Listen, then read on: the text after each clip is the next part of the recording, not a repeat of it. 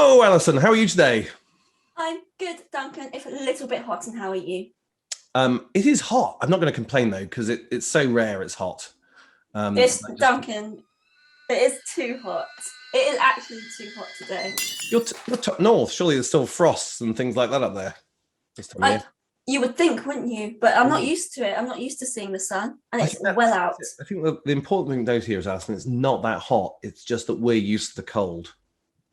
That's true, and it is that hot as well. It is. It is. What have we got coming up this week? Let's enlighten the universe.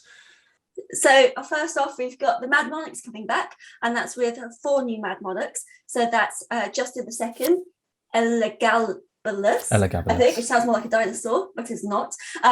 Queen Ranavalona the first, and the legendary of the pack, which is Charlemagne.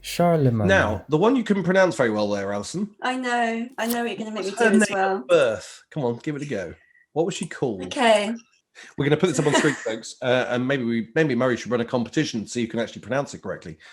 Go for it, Alison. So, born Rabodoandrianampoinimerina.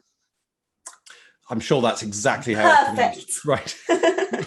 Incredible. Bang on. Right. Okay. And she's the one who works with your Mad Monarchs. So her and Charlemagne both work with the Mad Monarchs. So she reduces your Mad Monarchs cards, even if they're in your deck, by 2 for the next 2 turns. So that's the energy cost she reduces. And Charlemagne, if you have 3 or more Mad Monarchs in your deck, then it gives you all of your cards plus 6 power for the rest of the game when it's drawn.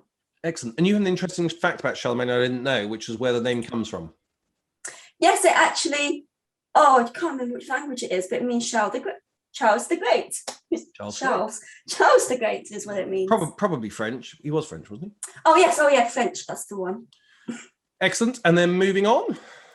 Okay. Also, okay. So on the next day, that's when we've got the Ancient Creatures cards coming out. We've actually got some really good Ancient Creatures cards today.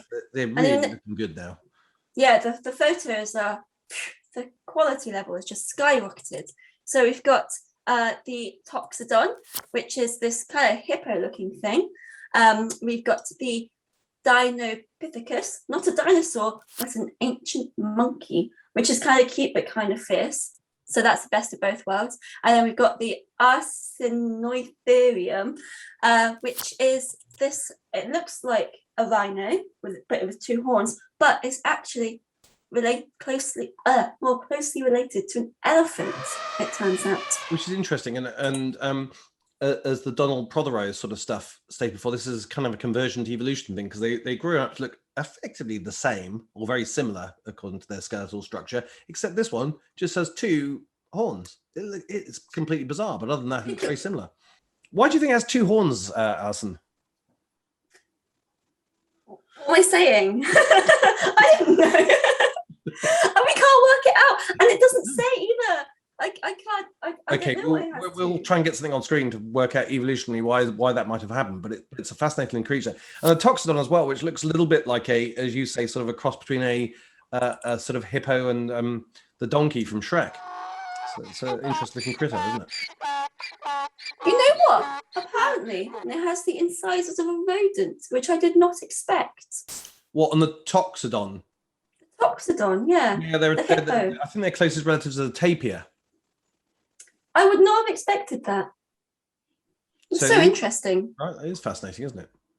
Bit like when you think about those the capybaras, it's not too dissimilar other than in scale, is it? To one of those looks wise. Oh, that's true. And they've got like similar kind of heads. Yeah, that's good.